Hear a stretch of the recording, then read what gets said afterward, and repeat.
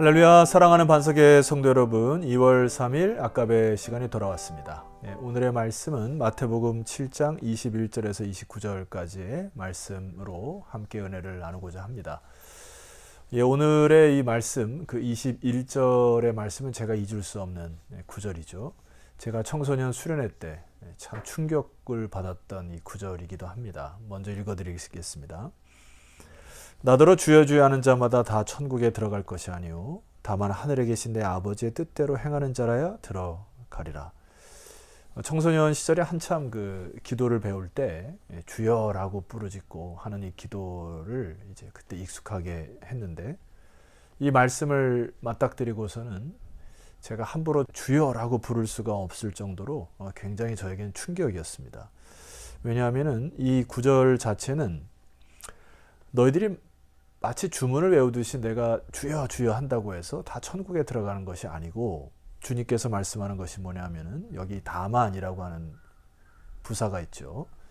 다만 하늘에 계신 내 아버지의 뜻대로 행하는 자라야 들어갈 것이다. 이 말씀이 마치 제가 그때 기도할 때 이렇게 허공을 치듯이 기도하는 듯한 느낌을 받았습니다. 아, 그래, 이게 주문일 수 있겠구나 라고 하는 생각이 들었던 것이죠.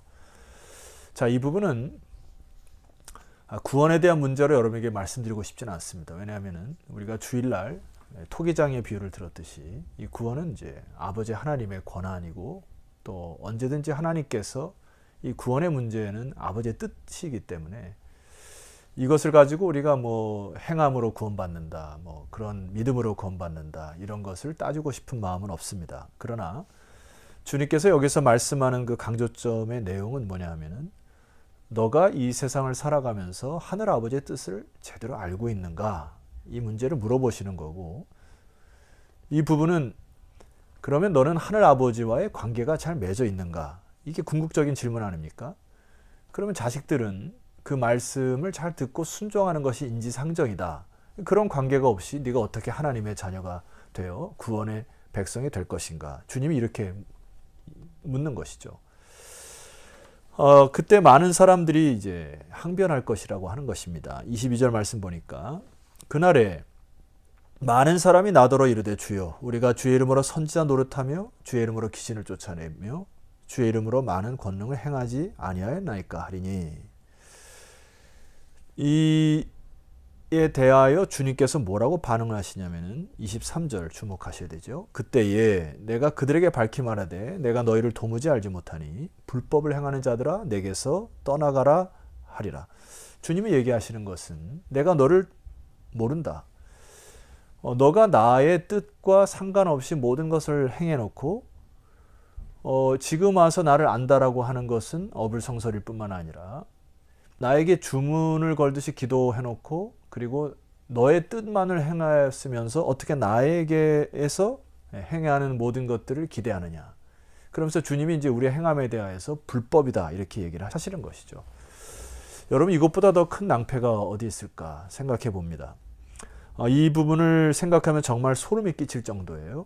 이게 무슨 얘기냐면은, 오늘날 많은 뭐 사역자들 중에도 그렇고 뭐 평신도 중에 뭐 이렇게 신유의 은사나 신비의 체험이나 기적을 체험하는 자들도 가끔 보이게 됩니다. 그런데 여기 다시 한번 강조를 하게 되냐면은, 주의 이름으로 선지자 노릇도 하고 귀신도 쫓기도 하고 많은 권능도 행할 수 있다는 것인데, 이것을 뒤집어 보면 그런 힘은 사단도 줄 수 있다고 하는 것이죠.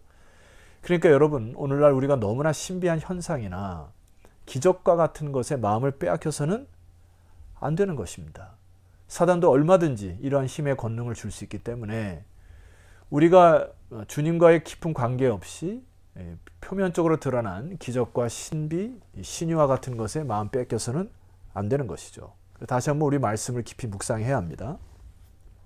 24절이 오늘날 핵심 말씀인데요. 그러므로 누구든지 이 말을 듣고 행하는 자는 그 집을 반석 위에 지은 지혜로운 사람 같으리니. 여기 24절에 누구든지 이 말을 듣고 할 때 헬라어 원에 보게 되면은 여긴 복수로 쓰여 있습니다. 그러니까 주님께서 산상설교에 했던 모든 말씀을 귀를 잘 기울이고 이 말들을 잘 듣고 행하는 자는 그 집을 반석 위에 세우는 지혜로운 사람, 즉 하나님 아버지의 사람이 될 것이다. 그렇게 될 경우에 25절 비가 내리고 창수가 나고 바람이 불어 그 집에 부딪히되 무너지지 아니하나니 이는 주추를 반석 위에 놓은 까닭이요. 주님의 말씀을 잘 듣고 준행하고 순종하면은 그것이 마치 주추를 반석 위에 놓는 것 같은 원리로 인하여 너의 구원이 혹은 너의 인생이 망가지지 아니할 것이다. 주님께서 이렇게 얘기하는 것이죠. 따라서 우리가 주추를 어디에 놓느냐가 너무나 중요하죠. 여러분 그림 하나를 보여드리겠습니다. 자, 이 그림은 미국의 그 샌프란시스코와 마린 카운티를 잇는 이 금문교라고 하는 골든 게이트라고 하는 다리입니다. 남쪽 교각을 세우기 위해서 30.5m의 바닷속을 파서 댐을 만들고 거기다 수백만 톤의 콘크리트를 부었고요. 북쪽 교각에는 물속 6m의 바위에다가 그것을 뚫어서 마치 그 나무 뿌리가 바위를 이렇게 휘감고 있는 듯한 현상을 통하여서 이 주초를 그렇게 삼는 것에 2년간의 소요 기간이 있었다고 합니다. 그래서 이 골든게이트 다리가 유명한 것은 뭐 지진이 나도 거의 영향력이 없는 다리로 반석 위에 튼튼히 올려놓은 다리로 전 세계 사람들이 주목하는 다리 중에 하나죠. 자, 다시 한번 이 주님의 말씀에 귀를 기울일 필요가 있습니다. 주님께서 강조하는 것은 집을 어떤 모양으로 어떤 구조로 지었느냐 묻지 않으시죠. 주추를 어디에 두었느냐 물으시는 것이죠. 그러니까 주님의 말씀으로 너가 순종을 했냐, 주의 말씀을 잘 들었냐, 이것이 관건이라고 하는 것입니다. 여러분 때로 우리가 뭐 새벽 기도를 하나님께 드리고 개인적인 영성을 통하여서 때로 인내와 절제로 살아가는 것이 굉장히 좀 더딘 그 역사가 있을 수 있습니다. 그러나 여러분 주님의 음성을 듣고 하루하루 순종하는 이 삶이 좁은 문 좁은 길로 가는 것임을 꼭 기억하시기를 소망합니다. 우리 나이 많으신 분들이 부르는 찬송, 옛 찬송 중에 내일 일은 난 몰라요. 하루하루 살아요. 불행이나 요행함도 내 뜻대로 안 돼요. 이런 찬송이 있잖아요. 내일 일은 난 몰라요 라고 하는 것이 그냥 뭐 어떤 절망이나 운명에 맡겨 사는 게 이렇게 던져버리는 찬송이 아니죠. 일이 일어난 일들을 나는 잘 내가 어떻게 한다고 경영할 수 없습니다. 이런 고백이잖아요. 그러니까 하나님께서 오늘 우리에게 주신 하루하루의 말씀을 붙들고 오늘 하루를 충실히 살아갈 때, 즉 주의 말씀을 듣고 순종하기 시작할 때 마치 그것이 주추를 놓는 것과 같다. 이 주님의 말씀을 여러분 꼭 기억하셨으면 좋겠습니다.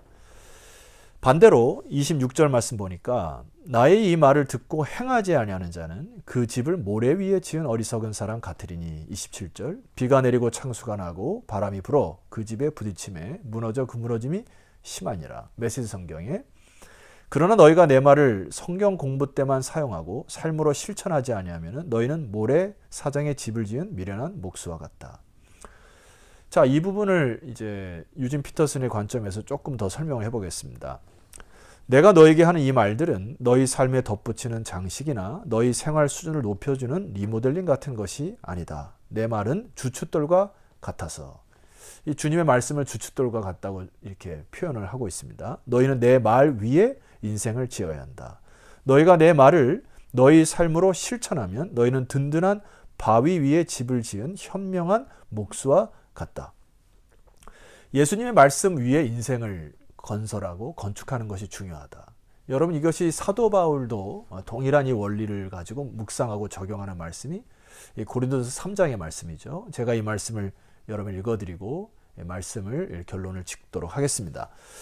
고린도전서 3장 10절 내게 주신 하나님의 은혜를 따라 내가 지혜로운 건축자와 같이 터를 닦아둠에 다른 이가 그 위에 세우나 그러나 각각 어떻게 그 위에 세울까 조심하라. 사도 바울도 우리에게 권면하죠. 어떻게 그 위에 세울까 조심하라. 11절 이 닦아둔 것 외에 능히 다른 터를 닦아둘 자가 없으니 이 터는 곧 예수 그리스도시라. 반석, 기초, 주춧돌이 되는 것은 예수 그리스도 외에 다른 것이 아무것도 없다라고 하는 것이죠. 그래서 그 이후에 보게 되면은 사도 바울은 마치 그 터 위에 설계자로서 본인을 소개를 하고 아볼로는 벽을 쌓아 올리고 있다는 얘기를 하는 것이고요. 그러니까 주춧돌의 기초가 중요하고 이러한 그 사역자들을 통해서 설계와 이 토목 혹은 그 다음에 이제 올려가는 이 건축이 중요한데 이 사도 바울이 마지막으로 얘기하는 것이 재료가 너무나 중요하다고 얘기하는 것이죠. 자, 12절 말씀 보시게 되면은 만일 누구든지 금이나 은이나 보석이나 나무나 풀이나 짚으로 이 터 위에 세우면은 13절 각 사람의 공적이 나타날 터인데, 이 공적이라고 하는 단어는 영어 성경으로는 좀 쉽습니다. man's work 이렇게 나타나는데 사람들의 행하는 일들이 다 드러날 것이다, 이런 뜻이죠. 그날이 공적을 밝히리니 이는 불로 나타내고 그 불이 각 사람의 공적이 어떤 것을 시험할 것입니다.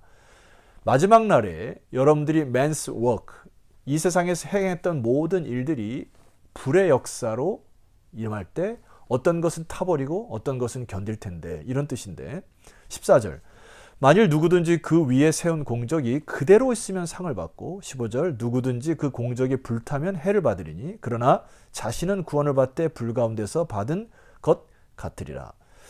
불로 역사를 할 때 타버릴 것은 나무나 풀이나 짚들은 다 타버릴 것입니다. 그러나 타지 않는 것은 금이나 은이나 보석과 같은 것은 타지 않을 것이죠. 그럼 이 재료의 원리는 무엇입니까? 예수님 말씀을 듣고 그 말씀대로 순종할 때 벽돌 한 장을 쌓아 올릴 때에도 불에 타지 아니하는 공적, 하나님의 말씀에 순종하는 공적이 중요하다는 이야기죠. 여러분, 교회를 위해서 기도하는 것 제가 기억합니다. 우리 교육감 검사가 올 11월에 이제 완공을 하고 이제 마지막 준공 검사를 맡을 때가 너무나 중요하죠. 이 준공 검사를 맡았다고 할 때는 이 준공이 설계자의 의도에 따라 지어졌는가, 설계자의 의도에 따라서 이것이 어떤 재료나 또 어떤 방법이나 법에는 저촉함도 없는 것이 최종적으로 마침표를 찍는 것이 준공 검사죠. 우리 인생도 마찬가지로 마지막 날에 하나님께서 우리를 심판하실 것이다, 준공 검사를 할 텐데, 그때 우리들이 인생을 살아갈 때 어떠한 재료를 썼는가가 너무나 중요한 것이죠. 내 생각과 내 멋대로 시간과 재산이나 물질을 낭비할 때에는 그것은 다 타버릴 것이라는 것입니다.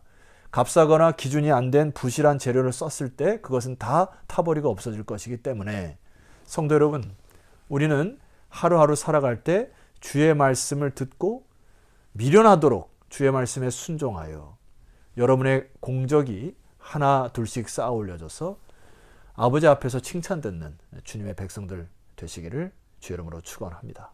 기도드리시겠습니다. 하나님 아버지, 감사합니다. 우리에게 주춧돌이 되어주시고 우리에게 반석이 되어주신 예수 그리스도가 계시기에 오늘 우리들이 맞닥뜨린 수많은 어려움들, 또 장애물들, 또 그리고 넘어야 할 힘겨운 이 산 같은 것들이 이제 주님께서 주신 지혜와 주님의 말씀으로 다시 이겨나갈 수 있는 그런 소망의 이유를 허락하신 것 감사합니다. 이 말씀 듣는 주의 모든 백성들이 주의 말씀에 귀를 기울이게 하옵소서. 그리고 세미한 음성을 듣게 하옵소서. 그리하여서 아버지께서 가라 하면 가고 서라 하면 서는 그런 순종의 사람들이 되게 하옵소서. 우리 인생 다 가도록 주님 한 분 붙들고 아버지의 거룩한 나라, 주님의 나라와 의를 세워가는 믿음의 백성들 다 되게 하옵소서. 예수 그리스도의 이름으로 기도드렸사옵나이다. 아멘. 예, 성도 여러분 수고하셨고요. 한 주간 동안 세움 기도에 오셔서 새벽을 깨우신 여러분 축복하고, 각 가정에서 또 열심히 기도하신 분들 주의 이름으로 축복합니다. 또 내일과 또 주일 하나님께 기쁨으로 또 말씀 앞에 나오도록 하겠습니다. 내일 뵙겠습니다.